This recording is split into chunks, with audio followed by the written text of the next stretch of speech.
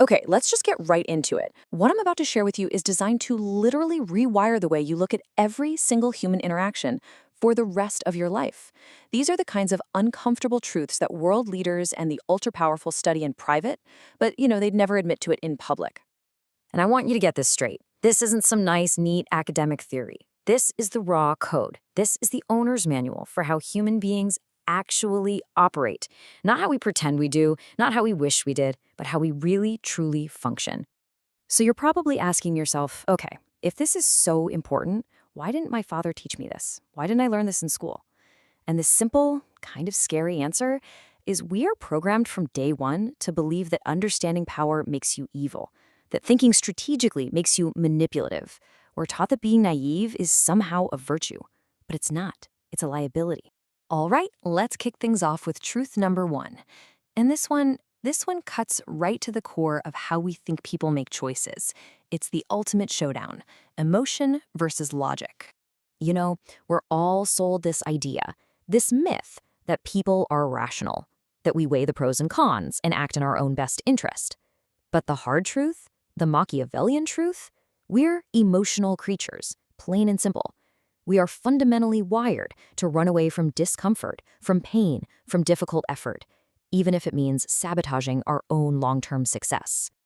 And this is exactly why Machiavelli himself said that people are swayed more by what they see, by appearances, by feelings, than by cold, hard facts. Seeing is easy, but actually feeling or understanding the logic, that takes work. And what feels right in the moment almost always beats what is right logically. And think about it. You see this stuff play out all the time. Your friend who asks for dating advice, you give them the perfect plan, and they just don't do it. Why? Because it's uncomfortable.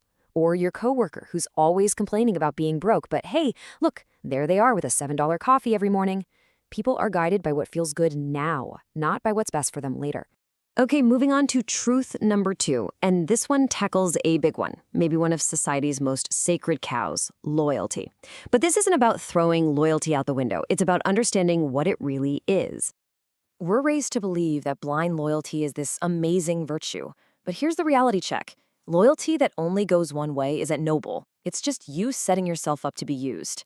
Real loyalty is a strategic exchange. It's a two-way street, and when the other person stops holding up their end of the deal is off. And that leads us to probably his most famous line, and yeah, the most misunderstood one. This isn't about being some scary bad guy. It's about recognizing that loyalty built on respect for your strength, for your value, that's a foundation of granite. Loyalty built on affection alone, that's a foundation of sand. It can and will wash away. So you got to keep your eyes open for these signs of one-way loyalty.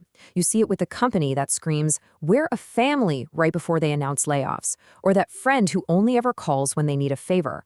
A man who gives his loyalty where it's not earned back isn't a good guy, he's a fool. All right, truth number three. Man, this one is so important today, especially with social media and everything. It's the idea that what people think you are, your reputation, is way more powerful than who you really are. Perception isn't just a part of reality, it is reality. So this brings us to an idea called strategic authenticity. Now, this isn't about being fake. It's about being smart. It's understanding that you don't owe everyone every single part of you. You are the director of your own movie. You control the narrative. You present the version of yourself that serves your purpose. So how do you actually do this? How do you build that magnetic reputation? Well, it's a simple formula, really. Step one, be consistent. Be known as the person who brings solutions, not problems. Step two, cultivate a little mystery. Don't be an open book. Scarcity creates value. And step three, use controlled vulnerability. Share just enough to seem human and build a connection, but not so much that you look weak. All right, on to truth number four. Now, this one's going to rub some people the wrong way because it flies in the face of everything we're taught about just getting along. It's about the reality of conflict. The standard advice is, oh, just avoid conflict. Be the bigger person. Seek peace.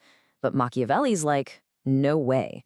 Conflict isn't something that just happens sometimes. It's a constant state of being. You can't actually avoid it. You could only delay it, and 9 times out of 10, that delay just gives your opponent the upper hand. And to handle this reality, Machiavelli gives us this incredible metaphor. He says the lion, pure strength, pure power, is amazing, but he's clumsy. He can't spot the hidden traps. And the fox, pure cunning, pure cleverness, he can spot every trap, but he's got no defense against the wolves, against brute force. And there it is. That's the key. You can't just be one, you have to be both. You need the cunning of the fox to see the political games and the hidden agendas, and you need the raw strength of the lion to scare off anyone who thinks they can push you around. A man who's ready for war rarely has to fight one. And that brings us to our fifth and final truth. And honestly, this might be the toughest one to swallow. It's the razor-sharp difference between being nice and being good. And trust me, they are not the same thing, not even close. See, being nice is usually about you. It's about you avoiding discomfort, you wanting to be liked. It's telling people what they want to hear to get their approval. But being good, that's about doing what's right, even when it's the hardest thing in the room. It's about telling people what they need to hear. It's about earning respect, not begging to be liked. I mean, look at this breakdown. It's so clear. The nice man avoids the tough talks. The good man has them. The nice man is a people pleaser. The good man is fair. And here's the bottom line. The nice man is almost always seen as weak, while the good man is seen as strong. Strength with kindness is powerful. Weakness with niceness is not. So look, after all these hard truths, you might be thinking this is all about being manipulative, but that's not it. That's not the goal at all. The point of understanding all this isn't to control other people. It's to understand the game so that you cannot be controlled. It's about becoming unmovable, principled, and clear-eyed in a world that is usually a complete mess. Which brings us back to that foundational quote. It is better to be feared than loved if you cannot be both. Remember, feared here really means respect. Respect is a more reliable foundation than affection. But there's a crucial part of this thought that most people forget. And that's the real goal right there. To be loved is fine. To be respected is better. But to be ignored, to be seen as irrelevant, that is to be powerless. Understanding these truths ensures that in your career, in your relationships, in your life, you are a force to be reckoned with. You will not be ignored. So, there you have it. The knowledge is yours now. You see the code.